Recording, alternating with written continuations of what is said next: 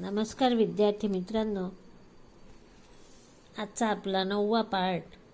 Up to this we have studied expression of movement of inertia of regular geometrical shape which have their axis of symmetry, but every time the axis need not to be the axis of symmetry, and therefore here this type of body moment of inertia can be found out by using parallel axis theorem and perpendicular axis theorem. Theorem of parallel axis can be used for any type of body. म्हणजेच आपण parallel ॲक्सिसच्या थेरमने कुठल्याही irregular शेपच्या बॉडीचा movement of inertia काढू शकतो. यामध्ये question याच्यावर अशा प्रकारे विचारला जाऊ शकतो. State and explain theorem of parallel axis. यामध्ये आपल्याला स्टेटमेंट आणि एक्सप्लेनेशन लिहायचं आहे. मग काय आहे थेरम ऑफ पॅरलल ॲक्सिस ते पाहू. स्टेटमेंट मॅथमॅटिकल स्टेटमेंट ह्याप्रमाणे आहे. Mathematical statement IO is equal to IC plus MH square. Now what is IO and what is IC. यामध्ये IO आणि IC काय आहे हे आधी पाहू. कुठल्याही शेपचा इरेग्युलर शेपचा बॉडी कन्सिडर करा किंवा ऑब्जेक्ट कन्सिडर करा. यामध्ये that is the IO is the movement of inertia of a body. Here that the line passing through this point O, and here IC be the moment of inertia of a body that the line is passing through here C. म्हणजेच IO हा O point च्या भोवतीचा movement of inertia आहे आणि IC हा centre of मास मधनं जाणाऱ्या पॉइंटचा movement of inertia आहे. मग यावरून मॅथमॅटिकल स्टेटमेंट वरून हे स्टेटमेंट कशा पद्धतीने लिहायचं ते आपण लक्षात घेऊ. थेरमचे मॅथमॅटिकल स्टेटमेंट आहे IO is equal to IC plus MH square, where that the IO is the movement of inertia of an object passing through this point O and IC be the moment of inertia of the object passing through point C. आणि म्हणून याचं statement mathematical statement वरून लक्षात ठेवायचं. Here the moment of inertia of an object about any axis is equal to the sum of its moment of inertia about an axis parallel to the given axis and passing through the center of mass. म्हणजे हा IC या centre of मास मधनं जाणारा जो axis आहे त्याचा movement of inertia आणि म्हणून passing through the centre of mass and the product of mass of the object and the square of distance between the two axes. Square of distance between the two axes is h square. Therefore IO is equal to IC plus MH square. Statement या पद्धतीने फक्त mathematical लक्षात ठेवायचं आणि त्यावरून statement लिहायचं. हा theorem prove करण्यासाठी आता आपण कन्सिडर करणार आहोत ही rigid object. And therefore M be the mass of the object. M be the capital M be the mass of the object. MOP is any axis passing through point O. MOP. Here that is the any axis passing through point O. Axis ACB passing through the center of mass. C be the center of mass. And therefore passing through this line is that is the axis ACB. And parallel to the axis MOP. This ACB is parallel to MOP. And at a distance h. The distance between the two axes is h. Now this is consideration. Theorem लिहिल्या statement लिहिल्यानंतर हे consideration लिहून घेणार. त्यानंतर consider a mass element DM. या बॉडीचं जे mass आहे DM located at point D ह्या पॉइंटला लोकेट झाले हे लक्षात घेणार. Then draw perpendicular from point D is DN on OC produce. DN ही परपेंडिक्युलर काढून घेणार OC वर. and therefore here that is the consideration. Now moment of inertia of object about axis ACB is given by. आता ACB चा moment of inertia आपण काढून घेणार. According to definition of moment of inertia, IC is equal to here integration dc square into dm.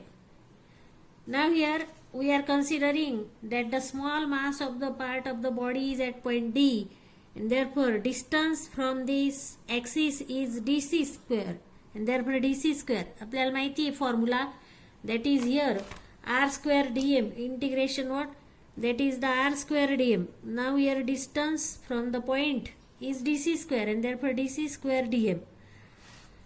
Now this is the moment of inertia about axis ACB. Now to find the moment of inertia about MOP, therefore according to definition integration dO square, find from this point D, dO square dm, and therefore here put the value of here, that is the dO. dO ची आपण इथे value टाकणार.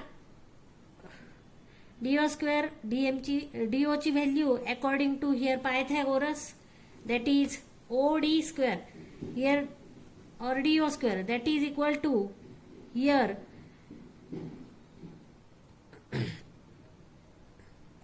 dn square plus on square, dn square plus on square, dn square plus on square. According to Pythagoras, OD square is equal to here dn square plus on square. ती value आपण इथे टाकली, and therefore integration dn square plus on square into bracket, that is dm. dm multiply घ्यायचं.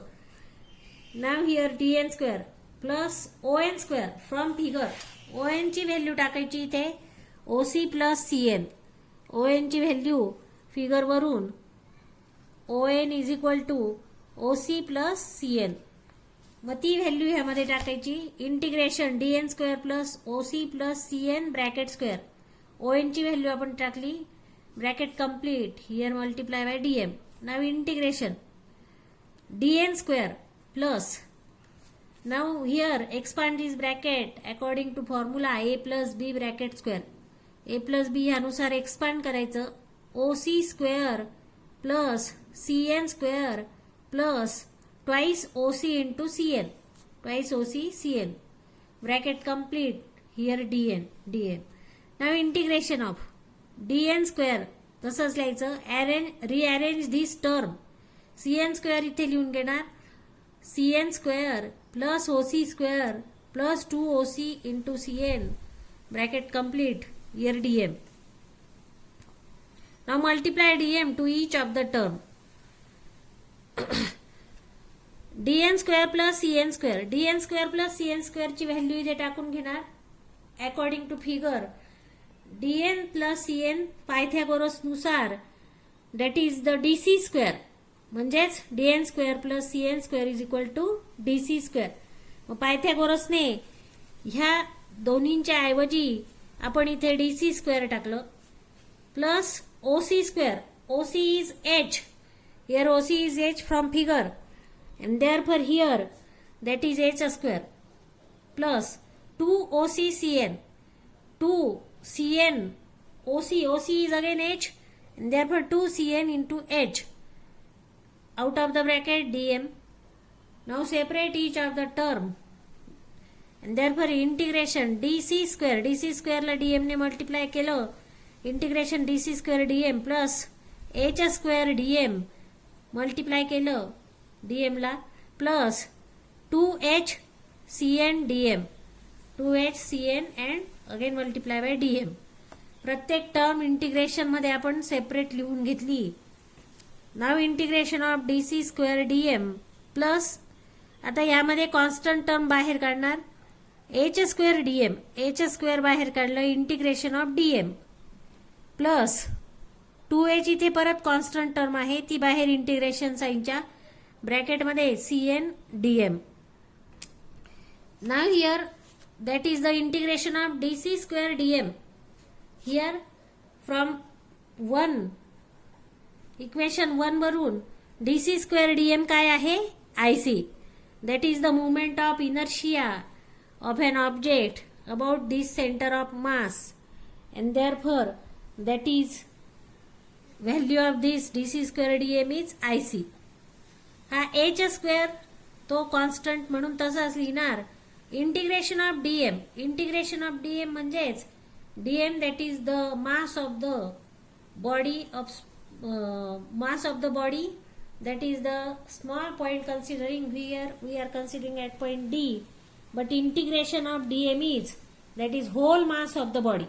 Therefore whole mass of the body is capital M, and therefore here integration of dm is m plus mh square plus this c integration of cn dm that is 0 म्हणजेच plus 2h into 0.